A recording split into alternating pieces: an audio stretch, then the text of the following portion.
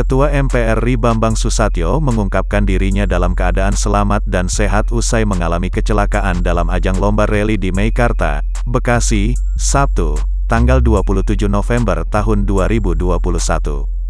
Diberitakan sebelumnya Bambang Susatyo mengalami kecelakaan bersama pebalap rally Sean Glael. Mobil yang mereka kendarai terguling sebanyak 2 kali di udara dan hancur usai kejadian itu.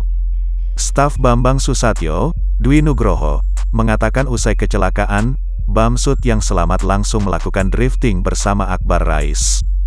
Bambang Susatyo menjadi navigator dalam balapan rally ini, sementara Sean yang menyetir mobil. Mobil Citroen C3 R5 yang dikendarai Sean dan Bamsud tampak ringsek di bagian belakang. Pelek roda belakang sebelah kanan tampak patah. Bambang Susatyo tampak baik-baik saja setelah kejadian itu. Bahkan pria yang juga ketua MPR RI ini sempat berpose mengindikasikan tak ada cedera yang serius.